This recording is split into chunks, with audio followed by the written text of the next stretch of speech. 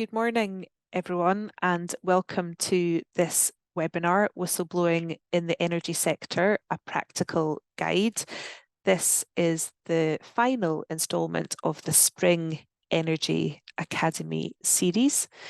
My name is Fiona Herrell, and I'm a partner in the Employment and Immigration team at Brodie's, based here in Aberdeen. And I'm delighted to be joined by my colleague Will Rawlinson, who I'm sure will be known to many of you. We're delighted that so many of you are able to join us live, and also we know that some of you will be watching back on the recording, so hello to you also. So as I've said, we're looking at whistleblowing today, and specifically whistleblowing in the energy sector. Why are we doing that? We're definitely seeing an increase in the number of matters that we're advising on where there is some sort of whistleblowing angle to it. And last week, Will and I and some other colleagues delivered our HR Academy on whistleblowing at the Marcliffe Hotel, and that was aimed for your HR colleagues in terms of what they need to be doing and thinking about when dealing with whistleblowing. And so we thought that it would be a neat follow-on to then deliver this session for in-house solicitors and compliance officers in particular, when it comes to what you need to be thinking about when you are dealing with whistleblowing within your business.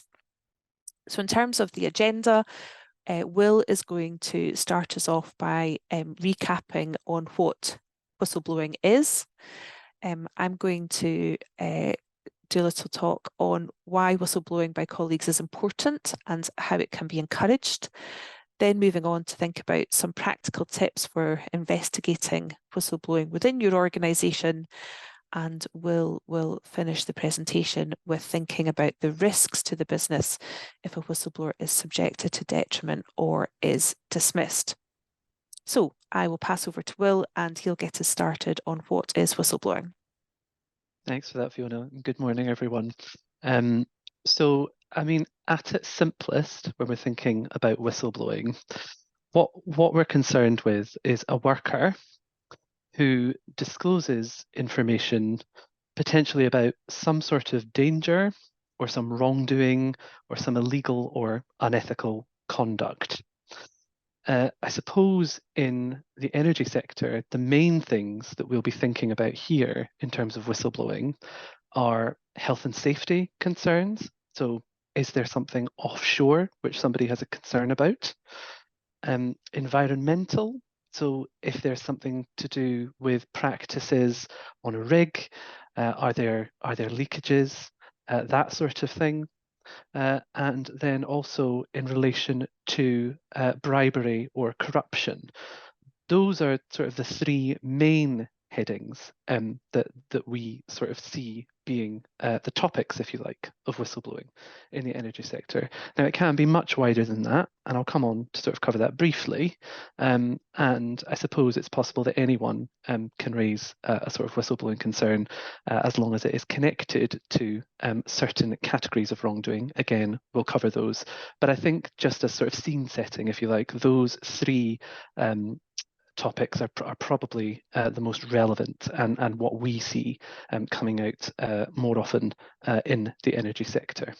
And on the next slide, we'll just see that there is protection for a certain category of person who blows the whistle. They have protection from being dismissed or suffering a detriment, which we'll come on to in a bit more detail. As Fiona said, when we cover the risks, I'll go into a bit more detail about dismissal claims and detriment claims. But that's it at its most basic. Somebody makes a disclosure of information, and then provided they tick certain boxes, they'll have protection from being dismissed or being subject to a detriment by their employer. So the next concept is who is actually protected under the legislation. Now, the definition of a worker which is the person or the category of person who can bring themselves under the protection of the legislation, is defined in section 230, subsection 3 of the Employment Rights Act. We've put the definition up there on the slide. So it's more broad than sort of your straightforward category of employee, and it's anybody who sort of works under a contract for you. Now, that's the definition that we ordinarily use for worker in the most typical sense. But when we're talking about whistleblowing, Section 43K 1A of the Employment Rights Act actually extends the definition slightly wider. And it can cover, for example, agency workers and those who are supplied to you via an intermediary if the individual has not set the terms of work themselves.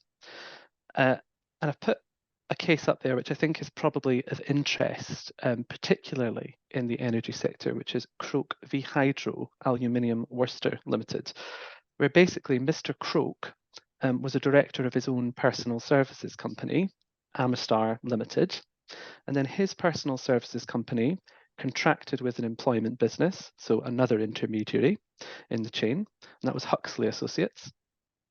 Huxley Associates then contracted with Hydro Aluminium, which was the end user, the client, and Mr. Croke raised some concerns offshore, and his services were dispensed with. Basically, Hydro said they didn't want him back. He tried to bring himself under the protection of the whistleblowing legislation, and the question for the Employment Appeal Tribunal was whether or not he was indeed a worker under this extended definition of the legislation.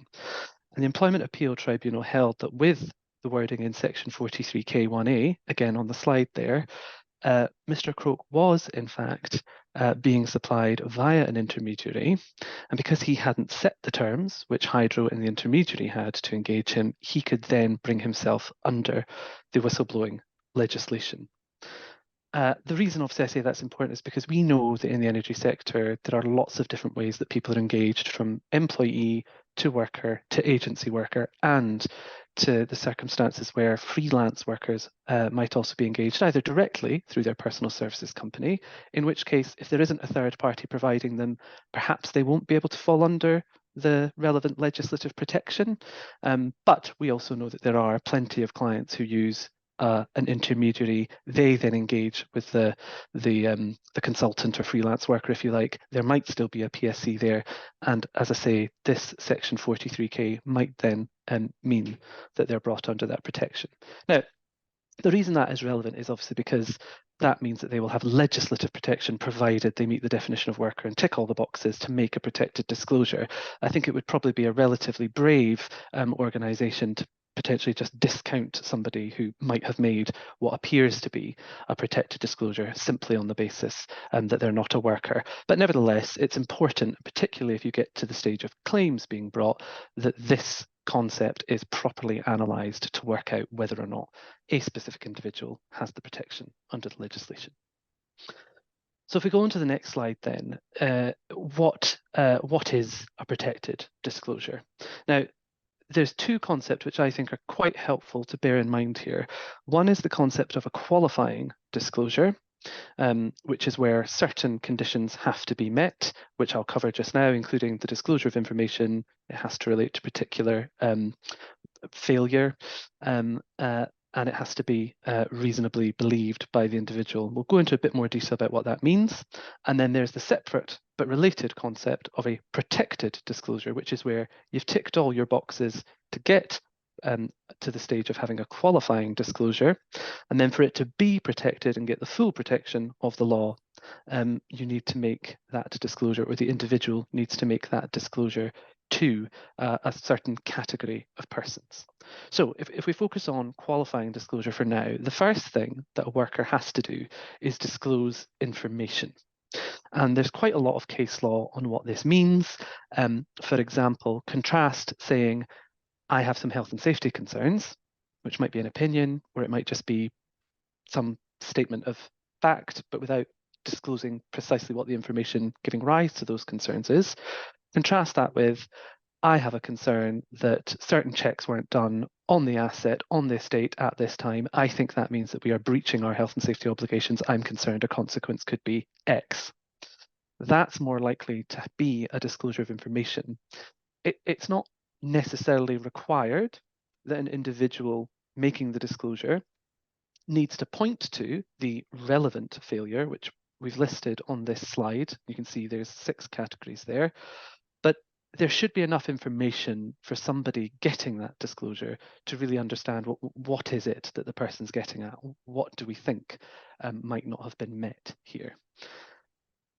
The most common type of failure that we see workers disclosing in terms of whistleblowing legislation is a breach of a legal obligation, because that can be particularly wide. It could be a legal obligation owed to the individual.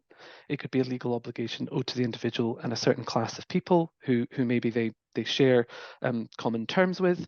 It could be a breach of a legal obligation owed to a third party. It could be a breach of a legal obligation under any sort of statutory provision. The other is danger to health and safety of any individual.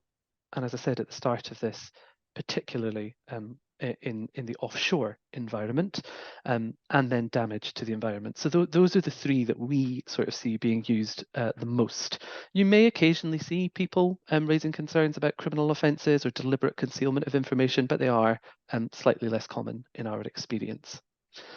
Now, you've got your disclosure of information if you're the worker, and you've said that it relates to one of these sort of relevant failures. To be a qualifying disclosure, the worker must also have a reasonable belief that the relevant failure has occurred. And that is a subjective and an objective test. So the subjective part of that is, did the person reasonably believe that the failure had occurred? There's no requirement for them to show that it actually has, or that the failure does amount in law to a breach of a legal obligation or danger to health and safety. The person just has to reasonably believe that it did. Tribunals are quite well adept at dealing with those sorts of issues and really getting to the nuts and bolts of whether somebody did reasonably believe the concern that they were raising. But that then has to be objectively reasonable. That will involve sort of looking at the information available to the individual making the disclosure. And was it in the round objectively reasonable for them to hold the belief that the relevant failure had occurred? If the individual doesn't meet that test, then they don't fall under the protection of the legislation. So it's not an and or, it's a checklist of needing to tick all of these. If they do, then they're on to the next stage of the test, which is the worker has to have a reasonable belief that the disclosure is in the public interest. There used to be a requirement for the disclosure to have been made in good faith, but that's gone. So really what you're looking at here is the actual test of, well, what is in the public interest? And remember, there's a difference between what is interesting to the public and genuinely what is actually of public interest. If we move on to the next slide, again, this is a objective and subjective test. So the worker must reasonably believe themselves that their disclosure is in the public interest, and it must be objectively reasonable for them to hold that belief. And the public interest test was introduced to sort of address a perceived issue at a high watermark, if you like, of a decision in Parkins v Sodexo, where there was a complaint by a worker about the terms of their own contract of employment. At the time, the judge in that decision decided, well, if you look at the black letter of the law and the legislation, that did appear to relate to a breach of a legal obligation. It was owed to the individual, and that therefore met the test. And what Parliament said was, well, that's not really the point of this. What whistleblowing is there to do is to protect people who have made or raised genuine concerns that could have an impact more widely on others. So they introduced the public interest requirement. And then further cases were brought around what that really meant. And you reach the sort of most recent decision, which is Chesterton v Nur Mohammed, which involved an individual who raised concerns about the manipulation of company accounts, which would see a fall in the commission that he and around 100 other senior managers would receive by that manipulation. What the tribunal looked at there was, well, is it in the public interest? And what they looked at was the subjective and objective. Subjectively, Mr. Nur Mohammed, even if he wasn't making the disclosure because he cared about the other 100 people, he was saying that this isn't just me impacted, there are other people. So subjectively, he believed it was in the public interest. Objectively, was it reasonable for him to believe that? And what the tribunal said there was there may be more than one reasonable view. So it could be that the employer had a reasonable view that actually he was really out for himself and looking to just get better commission. But that wasn't the test. It was, what did he believe, and was that still objectively justified? And so they decided that he could fall under the protection of the whistleblowing legislation. And what they looked at there was the individual, so Mr. Nur Mohammed's motive wasn't necessarily relevant. It didn't matter that he had a vested interest and he might get more commission out of this. What mattered was it in the public interest? And one of the factors that was relevant in that case, and so I suppose with all of these, it will be fact specific, but the tribunal was interested in the fact that the financial misstatements were on quite a substantial scale. So what they looked at and what they commented on here was it may be useful to consider when looking at the public interest test, the identity of the alleged wrongdoer and the nature of the wrongdoing. So was this deliberate or was it an accident? The nature of the interests affected and the extent to which they were affected by the wrongdoing. So if they were relatively trivial, didn't affect a lot of people and were immaterial, that might not meet the public interest test. If they're quite significant and there's quite a volume or a number of people who might be impacted, then that's more likely to meet the threshold. And what the tribunal said was not to offend against the broad intent behind the protected interest, the public interest requirement. So it should still be the case that tribunals aren't really there to use whistleblowing laws or allow workers to use whistleblowing laws in aid over private workplace disputes. But nevertheless, it is still possible that the terms of someone's contract being breached, if that impacts a wider group of people, could meet the public interest requirement. So on to the next slide. You've got to the stage now where you've made a qualifying disclosure if you're the worker. So you've got your disclosure of information. It relates to one of the 6 categories of wrongdoing. You subjectively and objectively had a reasonable belief in that, and you've met the public interest requirement. So now, in order for that disclosure to be protected, it has to be made to a specific category of person. And for workers, the vast majority of times, that will be to their employer. There are circumstances where you might be able to make a wider disclosure. So, for example, you might be able to report it to the person responsible for the failure. I suppose that could be if a worker is engaged directly by their employer, they have a client or somebody in their supply chain, and during correspondence they liaise with them and sort of raise a concern. That's possible, and that could be a qualifying and protected disclosure. And then also the other one I'm going to focus on mainly here is for prescribed persons. So in certain circumstances, individuals may believe that they can't go to their employer, and that might be where the attempt has been made to go to the employer, but nothing has been done, in which case they might be able to go to a wider category of prescribed persons. Those might be things like HMRC if it's something to do with tax, or the FCA if it's in the financial services. But for our purposes, it might be the health and safety executive. Now, in that scenario, where you go to a prescribed person, the disclosure will only be protected if the person making the disclosure reasonably believes that it falls within the remit of that person. So for example, if I'm a worker on an offshore asset and I make a disclosure about health and safety concerns to the wrong prescribed person, i.e. HMRC, that's not going to work. It would need to be to the right person. And also there's an additional element that the information or the allegations disclosed have to be substantially true. So you remember earlier on when we were talking about the qualifying disclosures, there wasn't a requirement for the individual to show that they actually thought the relevant failure had occurred or that it would meet the test, but they had to have a reasonable belief. Here, you would need to show that the allegations were substantially true. Otherwise, it might not be protected. And the other circumstance where you might be able to do wider disclosure, and here I suppose we're thinking about things like the press, is where it is not made for personal gain. So if you're sort of a worker going to the press and making money out of a news story, that won't work.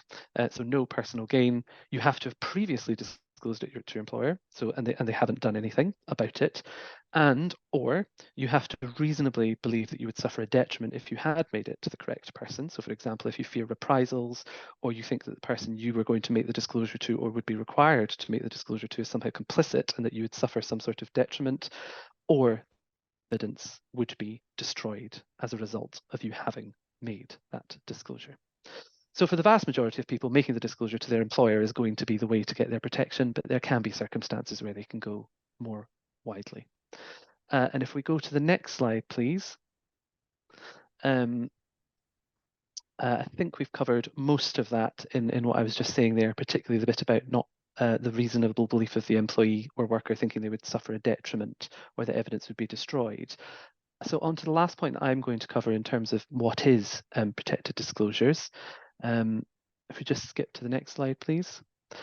Is there an actual obligation on workers to blow the whistle, if you like? There's no general duty to do so.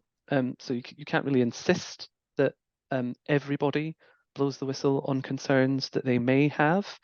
You can encourage them to do so, and Fiona will come on in a bit more detail to touch about that in a minute. There could be an implied duty on certain employees in managerial or supervisory roles, particularly around things like health and safety. There may also be specific statutory obligations, and I suppose individuals may also have express contractual obligations. So for example, it's not uncommon nowadays to see in contracts that people would be required to disclose evidence that they come across of bribery or corruption, that sort of thing.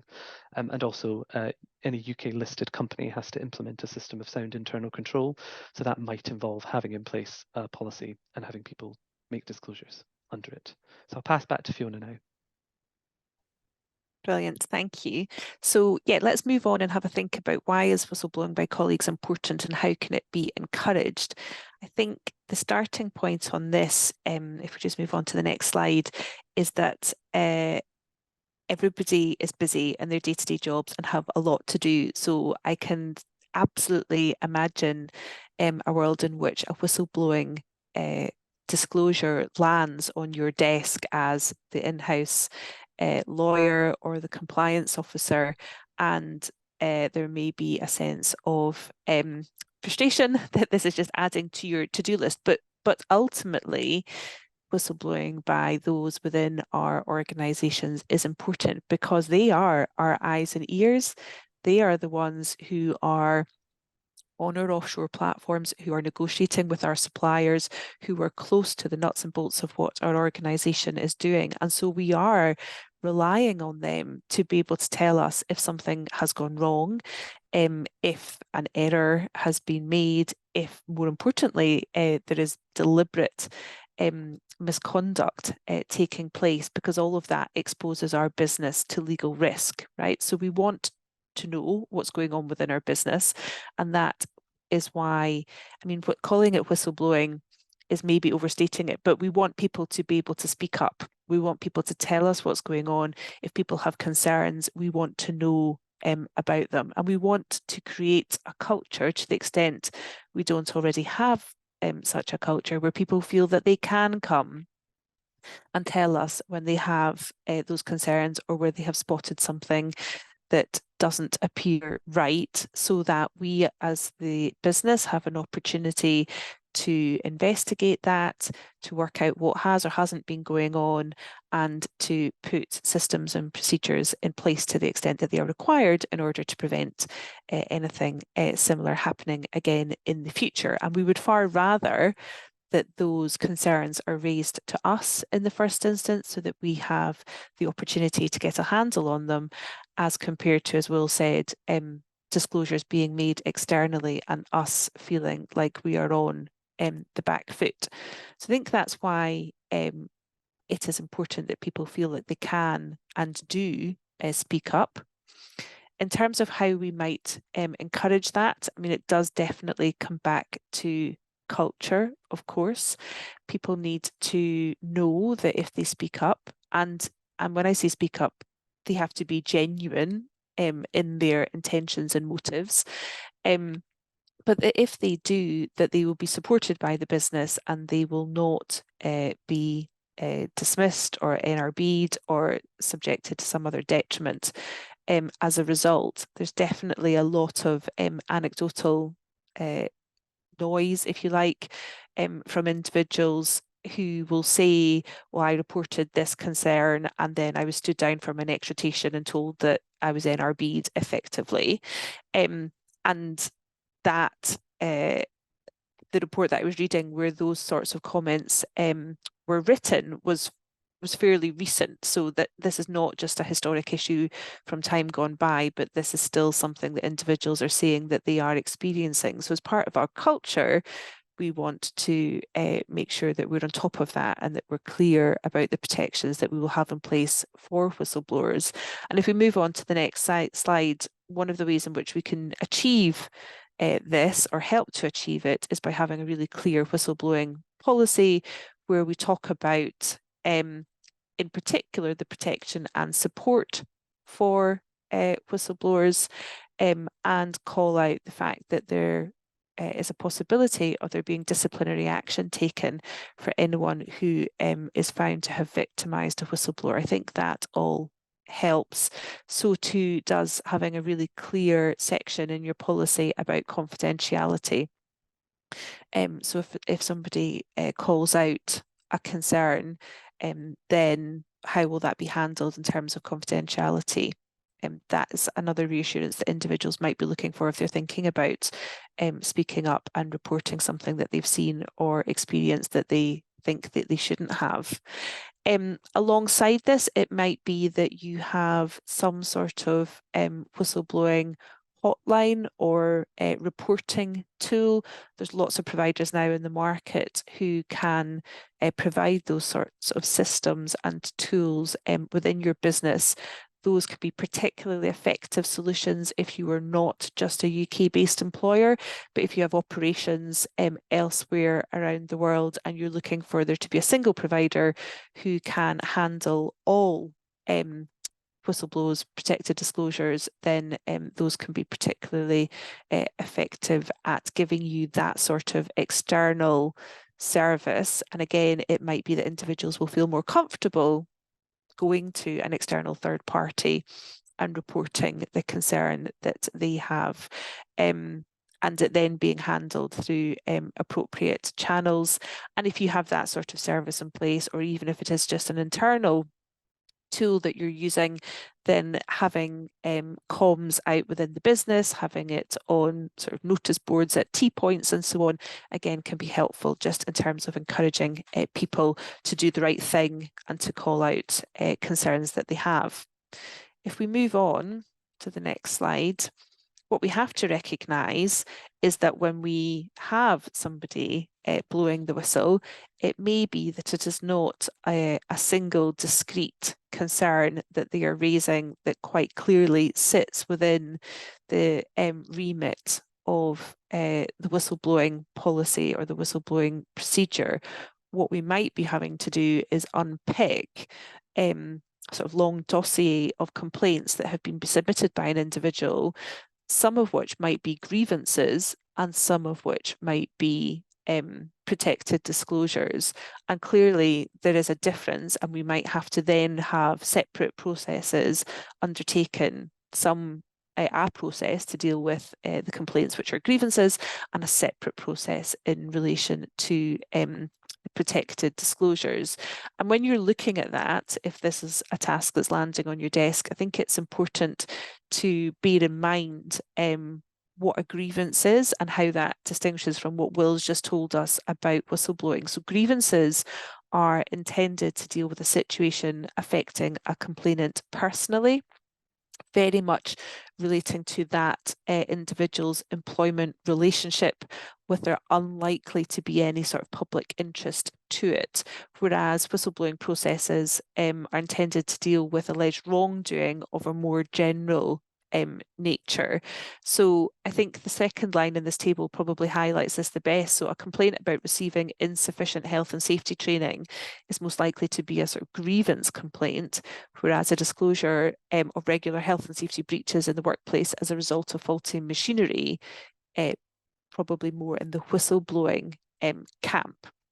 But recognising that we may well have simultaneous processes being run in relation to a single document submitted by an individual, which straddles both grievance and whistleblowing. And if we move on to the next slide, in terms of the investigation that will be required, clearly we will need to investigate both. But for the whistleblowing process, there's going to be less emphasis on who made the complaint, because the focus there is really going to be on the alleged wrongdoing. And of course, in reality, it may be that we don't even know who has made the complaint, because often the complainer's identity will be kept confidential. And again, that could be whether it's through an internal whistleblowing service or provided by a third party, there might be an option to tick a box so that the individual's details are kept confidential, or indeed that they don't even provide their name at all. Whereas in the grievance process, because that is impacting the individual, we are more likely to want to have a discussion with them about the matter that they have raised a concern about, but also how it might be that we can resolve that for them to their satisfaction if their complaint is upheld. So again, in terms of what would be required from those processes, it will be slightly different. So if we move on then to think about, okay, all well and good, but how am I actually tackling this whistleblowing report that has landed on my desk? And again, let's assume that it's coming to you in your capacity as part of the in-house legal function, or indeed part of the compliance function. And just looking at the next slide, I think always starting by thinking, are there any regulatory or reporting obligations that we would need to comply with?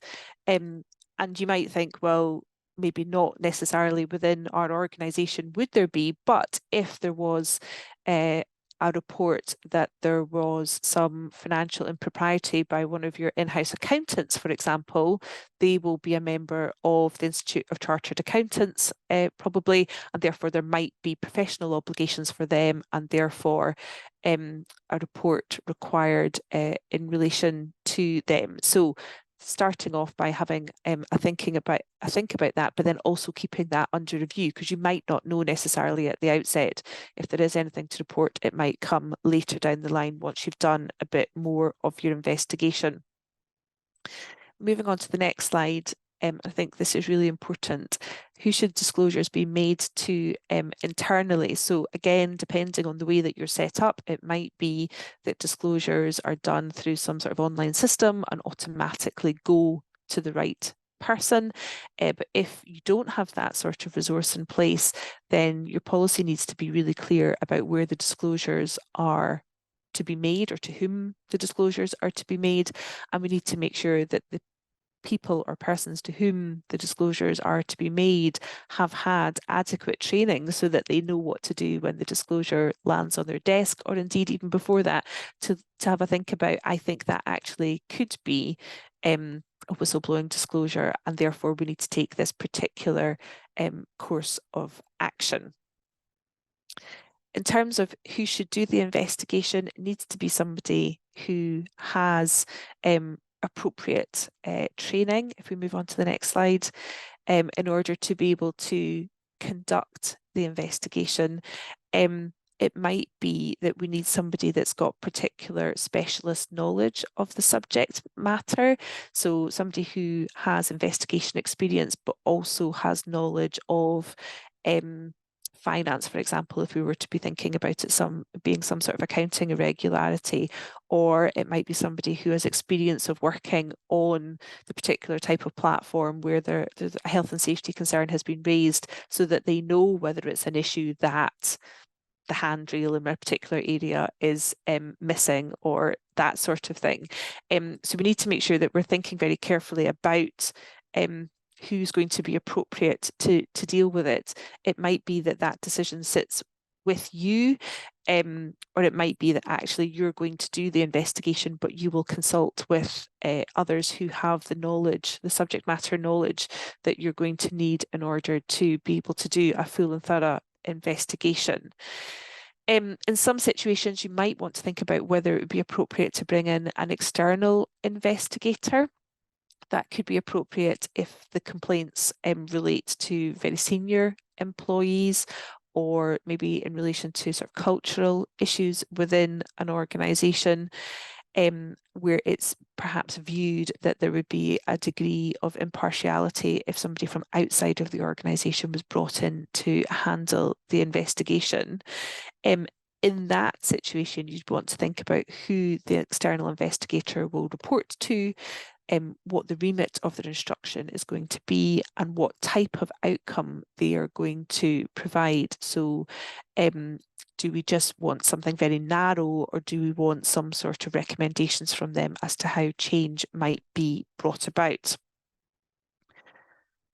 On to the next slide, if we have a think about sort of actually conducting the investigation, assuming that you have a whistleblowing policy in place, what does it say you will do? And by when you will do it? And it's important that that is followed. Whistleblowing policies should be a bit more open in terms of process as compared to a grievance policy. So for grievance, you would tend to see a policy which says that the matter will be dealt with within so many days, or that a meeting will be called within so many days, that a report or response will be provided with so many days. We would recommend not providing that sort of time commitment in a whistleblowing policy, just because the scope of the investigation might be more broad, it might be particularly complex, it may not be possible to conduct a full and thorough investigation in a particularly short period of time. What is the scope of the investigation? It can be easy for an investigator to get drawn down various different avenues, perhaps losing sight of what the actual objective of the investigation is, what the actual concern is that needs to be investigated. So I think that all needs to be clear. From a timescale perspective, as I've said, it will depend on the subject matter, but obviously we want to try and investigate as quickly as possible. To the extent that there's a whistleblower in the wings somewhere thinking that we're doing nothing because what we're doing might not be visible to them, that can lead to obviously further complaints, or indeed them taking the matter externally if they feel that they're not being taken seriously internally. So moving as quickly as possible is important, although clearly we shouldn't be rushed.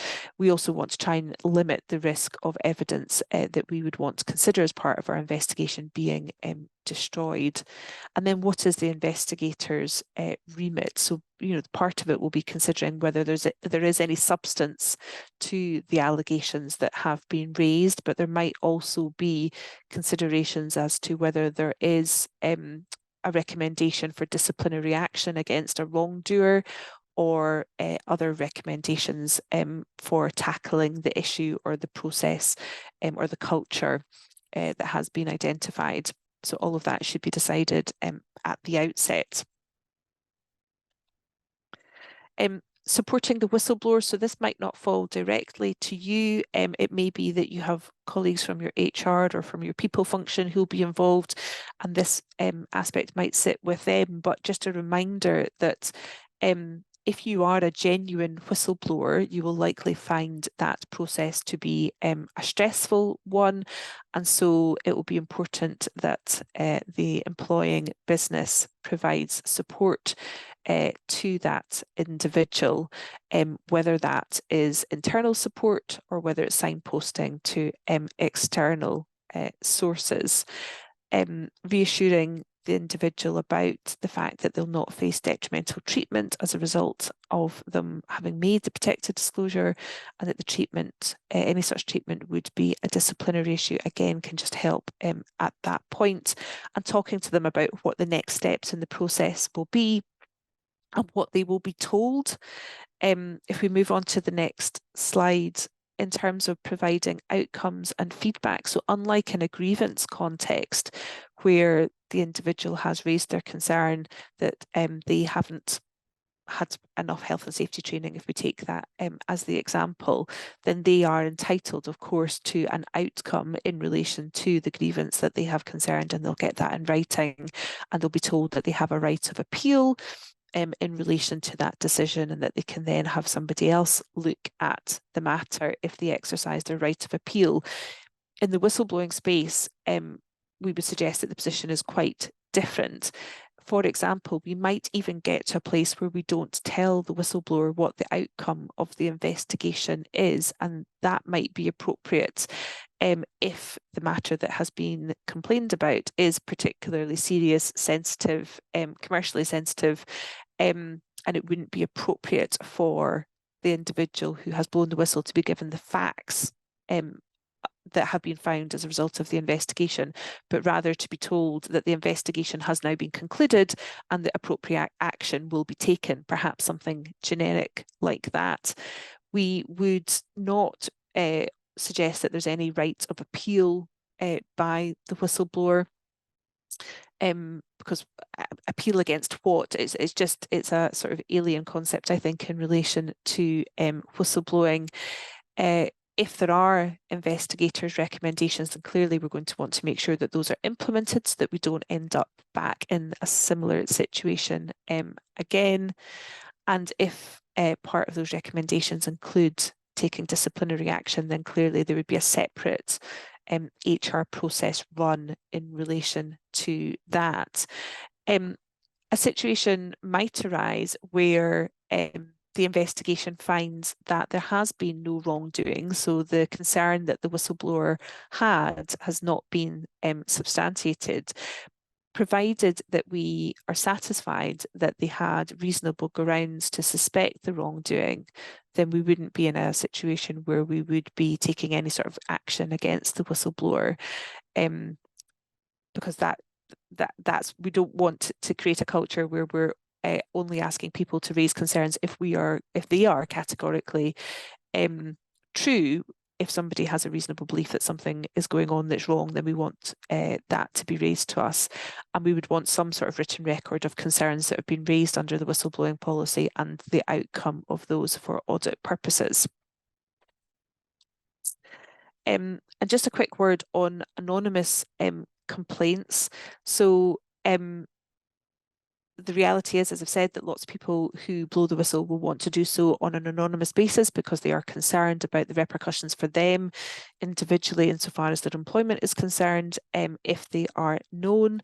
If you do receive anonymous disclosures, therefore, you should respond or deal with them in the same way as any other disclosure.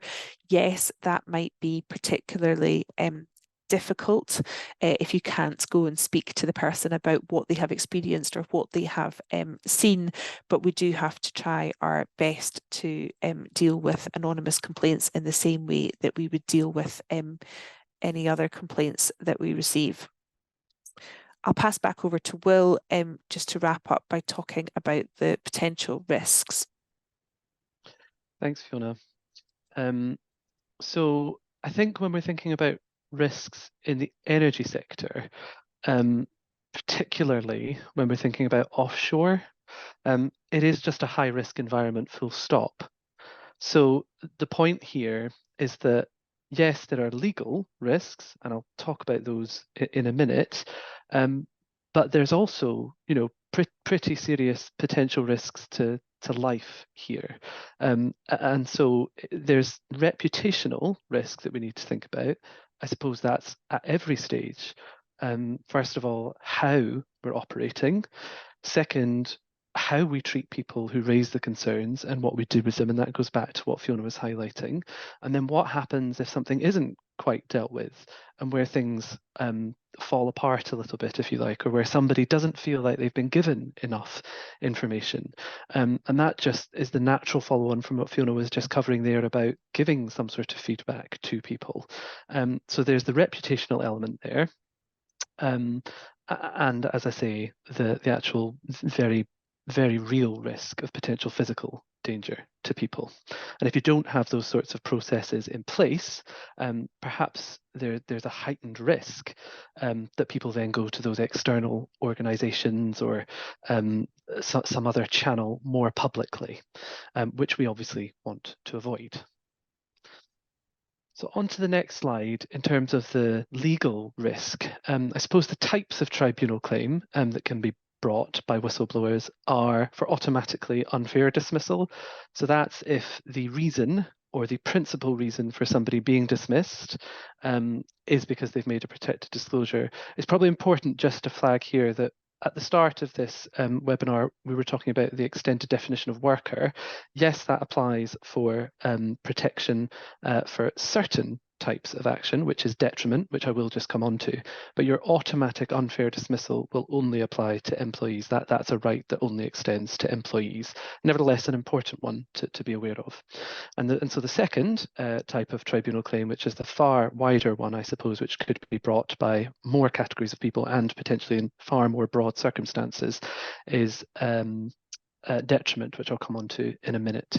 For your automatic unfair dismissal claims, the main thing to be aware of here is that you don't need to have 2 years service and compensation is uncapped. So the usual cap on a year's pay doesn't in fact apply. There's also a specific type of relief which is available to people who have been unfairly dismissed or who say they've been automatically unfairly dismissed. On the next slide, it's interim relief, which is quite a draconian relief available to individuals. It has to be, the claim for interim relief has to be submitted to a tribunal within 7 days of somebody being dismissed. And basically what it is an interim finding based on very high level facts as to whether or not someone can establish that the likely reason for their dismissal was because they made protected disclosure. So it's sort of taking a claimant's case at its absolute highest, and if it looks like they're onto a winner, they can be granted interim relief, which basically treats them as if they are a continuing employee. They don't have to do any work, but they still get all of their salary, all of their benefits as if they were an employee, pending a final determination of the issue of unfair dismissal. And if actually at a final hearing, it's found that the reason wasn't that they made a protected disclosure, that wasn't the reason they were dismissed, it doesn't matter. The employer doesn't get that money back. Thankfully, it's a relatively rare relief sought because of the high bar. An individual has to convince a tribunal that is the real reason, but we do see it getting used tactically by people who don't have 2 years service, or who do, but they want an employer to sit up, take notice, because the hearings are normally listed very quickly to deal with interim relief, and it's almost like a mini hearing where you sort of have to really get to the bottom of the facts and show what's gone on. So make sure that whatever your processes are internally, this sort of thing, if it comes in, lands on the right desk and you've got enough time to consider and deal with it. On to the next slide then, detriment. So that's available to workers, not just employees. And it's slightly less onerous test. So for dismissal, it was the reason or principal reason had to be the protected disclosure. Here, it's really just if the detrimental or unfavourable treatment, if you like, was on the grounds that somebody had made a protected disclosure. So it doesn't necessarily need to be the principal reason. Again, compensation in claims for detriment is uncapped. Detriment is pretty much anything short of a dismissal. And if we come on to the next slide, we've listed lots of examples there of what it could be, or what a detriment might be considered. So anything from bullying or harassment from having made a protected disclosure, somebody being subject to disciplinary action, somebody not being promoted, somebody being suspended, any sort of thing that a reasonable person might think is unfavourable for the person having made the protected disclosure. Now, that's not to say that you can't discipline people who behave in inappropriate ways after having made a protected disclosure. It's just that you can't subject some to detriment because they've done that. So if people are raising genuine concerns and in a proper, non-malicious, if you like, way, they should not suffer repercussions for having done so. As I say, the compensation's uncapped. Ordinarily, though, if somebody's still in employment, they might not have suffered any financial loss, and so tribunals might award what's known as injury to feelings for the very fact that they've not been treated well. And then lastly, on the sort of risks here, employees themselves can also be liable for detriment against another employee. So for unfair dismissal, that liability can only attach to the employer, but for detriment, it could be brought against an employee. There can be vicarious liability as well. So it might be that a worker sues the employer for detriment they were subjected to by another employee because they know that the employer's got more money and got deeper pockets. There is the possibility of running a reasonable steps defence if a claim is brought against you for the actions of another worker. If you can show that you took all reasonable steps to prevent the worker from doing the particular thing that they did. It's not a low bar, so these types of defences are quite difficult to run, but they're not impossible.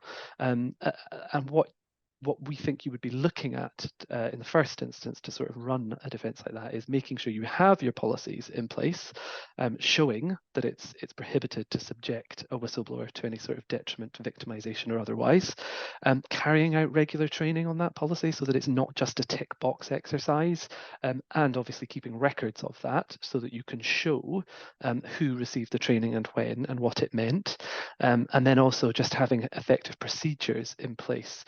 So it's one thing to have the policy, but actually what are people doing when a concern is raised? Is the policy being followed? Is the process robust?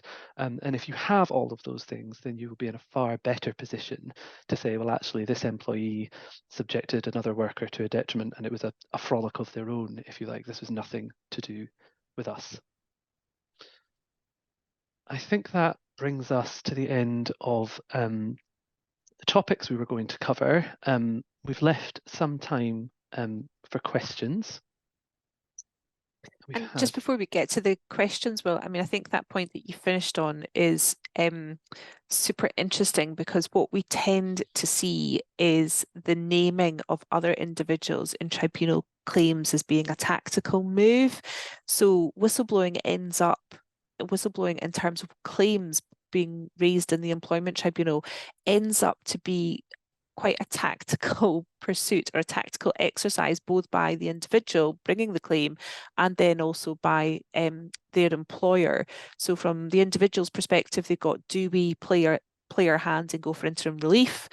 Do we name anyone other than our employer as part of our claim form? Because if we do that, then we may perhaps more likely either of those things, actually go for interim relief or indeed name individuals as part of our claim form. We're perhaps more likely to get senior attention on this and budget for there to be a settlement. And on the flip side, from the employer's side, when the actual claim form lands, there's all the sort of strategy around how much information to give about these sort of protected disclosures and the way that the pleadings are going to be put together or responded to. So I think it can end up being a really tactical type of claim and response to claim that we end up dealing with.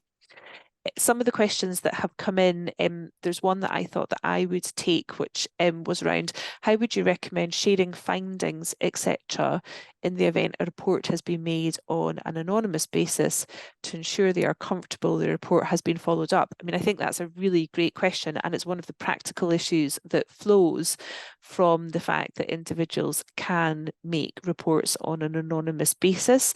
I don't know all of the products that are available on the market, but I'm more familiar with one product, and because I've had a demo of it, and in that situation, the individual who makes the report on an anonymous basis is given sort of login details so that they can be logging back into the platform where they submitted their concern. And so notwithstanding the fact that the employer would never know who they were, the employer could provide details of the report or the findings or whatever it is that they want to share with that individual via that platform and get the information to them that way. That might not always be possible, but I think it is a really good point that if you are facilitating or allowing concerns to be raised on an anonymous basis, how will you satisfy the whistleblower that the thing that they have complained about has been looked into and taken seriously by the business? So something to have a think about, particularly if you are going out to the market and looking at some of the solutions that the third-party providers are offering in this space. There was another question which I thought I would take, which was how does this extended definition of worker sit alongside a standard mutual hold harmless indemnity regime where each party takes liability for its own personnel? I think that, again, great question, because what we could have here is each party taking liability for its own personnel, but circumstances where the ultimate client says to somebody else further down the contractual chain, we don't want that person providing us with services, for example. And if that were to be done because the individual has blown the whistle, then that individual potentially, under that Croak case that Will talked about, having a remedy against the end client. And so how is that going to sit in light of a mutual hold harmless indemnity regime? So I think having a look at that and any other employment type indemnities, because quite often you will have a separate employment indemnity as well, particularly if you're a service provider, and you may well have some cheapy drafting sitting in there. So having a look at that in that context would be necessary if you were to be dealing with whistleblowing. Just one other question, Will, for you around, you talked about compensation being uncapped. In a dismissal scenario, what sort of compensation could an employer be ordered to pay to the individual? So obviously it'll be fact specific and it'll depend on what the person's losses are. So they need to be able to show, well, I was earning X amount of money, I'm not going to be able to work for this amount of time, therefore here's my losses. And then also to the point I made about injury to feelings, that will really depend. So neither of those are capped in this circumstance. So very fact specific, but in the worst case scenario, in the UK, the biggest award that was made for an automatic unfair dismissal and detriment was for £2.5 million. And that was against the Royal Mail in a famous case on whistleblowing, not just for its award, but also for some of the details that came out of it, which is the Royal Mail against duty. So yeah, a very significant payout there.